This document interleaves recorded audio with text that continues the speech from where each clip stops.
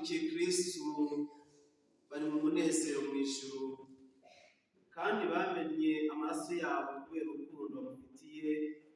Nicyo gituma bahora bishimye hamwe nawe ubuziraherezo.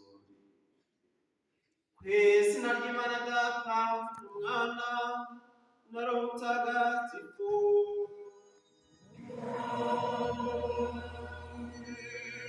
Inema Mwami wacu Yesu Kristo, n'urukundo rw'Imana Data, n'ubusabane bw'Roho Mutagatifu bane namwe.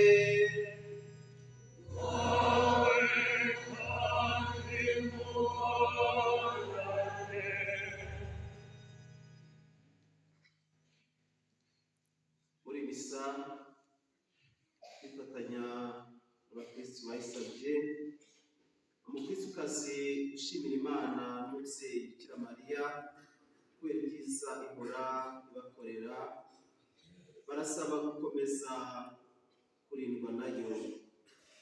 Hari umuryango wa Andre wasabye misa basaba umubyeyi Bikira Mariya ngo abasabire umwana we Yesu Kristo bashobore kwishyura umwenda bafite. Bro Joachim, Advan, Eugenia, and Grace from Uganda appreciate God for all His goodness towards them. They ask Him for more of His providence in all their needs, together with all who have asked for their prayers. They pray for peaceful repose to all the deceased in their families and in purgatory.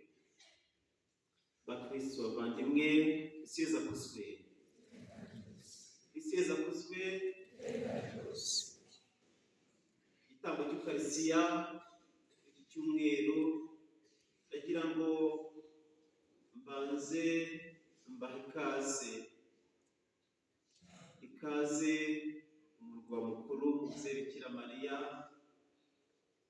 Turaha ikaze abanyeshuri kandi tubashimira kuba baje bagana umubyeyi kugira ngo abahe umugisha, kandi nk'uko yakomeje kwita ku mwana we akiri muto, kandi akaba akomeje kwitaho nk'abana be, kugira ngo namwe akomeze abiteho nk'abana be kandi abishimire. Ikaze no ku murwa mutagatifu wa Bikira Mariya.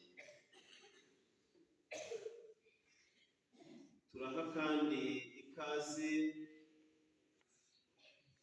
bashyitsi baturutse impande zitandukanye. Muri twe harimo abashyitsi baturutse muri Kenya. Pilgrims from Kenya, where are you? I don't see. So you are most welcome. Mwabahaye amashyi se nawe.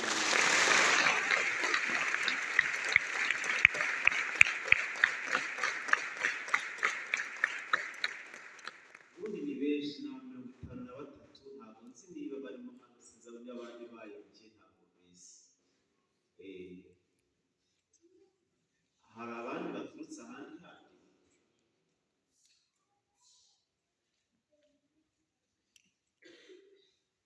Abaturutse hehe? Which from Uganda?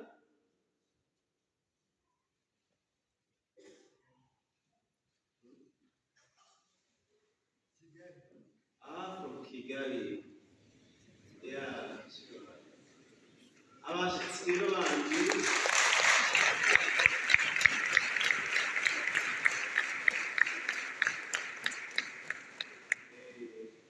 abanyeshuri ndabona hari ibigo bitandukanye, ariko icyahigiro ni iki? Ihigiro ni iki? Marie Merci. Ni ikihe kigo iki? Marie Merci. Marie Merci. Marie Merci. Aba ni abandi. Ariko haramukika n'abandi banyeshuri. Abaturutse ahandi handi. Bapfa bambaye amakuru atariyo, ariko ndagira ngo mwese cyumweru rero ni icyumweru cya cumi cyumweru bisanzwe. Uyu munsi kiliziya ikaba ihimbaza umunsi mukuru wa Martiri Uganda, Karoli Rwanga na bagenzi be, umunsi mukuru uhimbazwa ku itariki 3 z'ukwa gatandatu, ariko kiliziya y'u Rwanda bahisemo kwizihiza kuri iki cyumweru. Tukaba rero dukomeza kuzirikana ubwitange bw'abo bavandimwe b'abaturanyi bacu bemeye guhara ubuzima bwabo kugira ngo ivanjiri ikomeze yamamazwe, bakemera guhitamo gukomera ku Mana, gupfukamira ibigirwamana no guhatirwa intamanye no kwemera kwabo.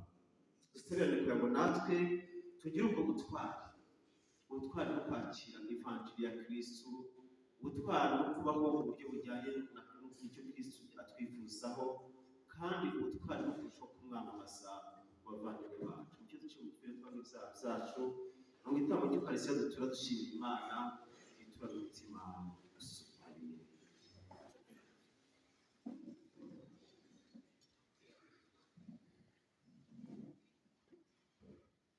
Ni imimbere Imana ishobora byose.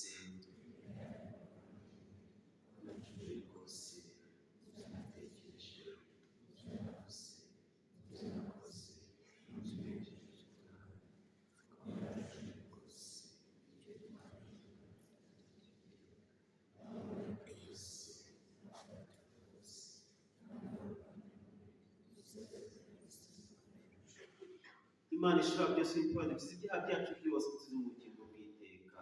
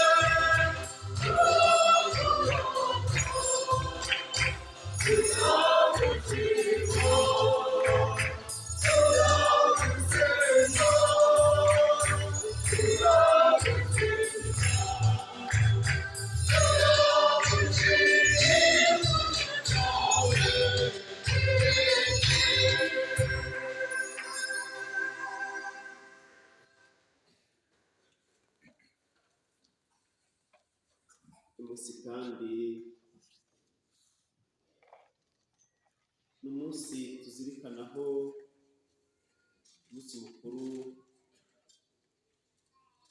tuzirikanaho ubutumwa bw'abalayiki mu butumwa bwa kiliziya. Haba hari rero ubutumwa tuza kumva abepiskopi batugeneye. Dusabe Imana kwemera ibyiza no kubikora.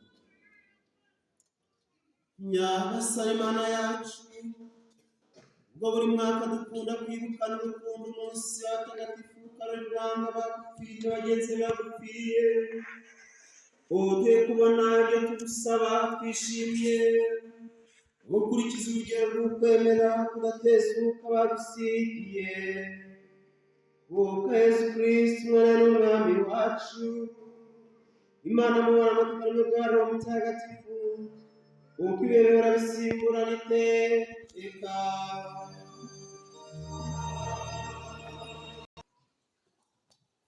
Isomo ryo mu gitabo cy'Intangiriro.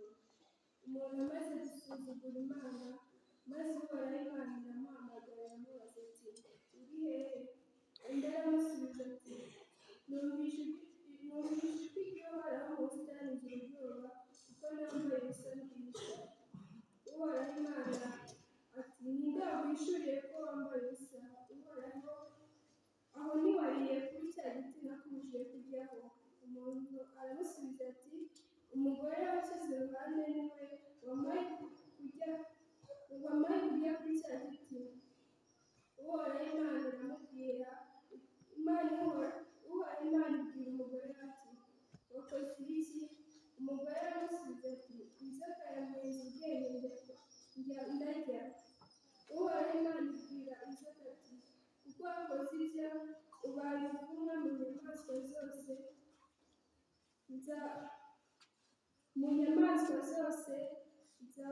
zo ku gasozi, uzakurinda hasi maze ujye umukungugu iminsi yawe yose yo kubaho kwawe. Nshyize inzigo hagati yawe n'umugore, hagati y'urubyaro rwawe rwe. Nzakujanjagura umutwe, nawe ukomeretse ku gatsinsino. Iryo ni ijambo ry'Imana.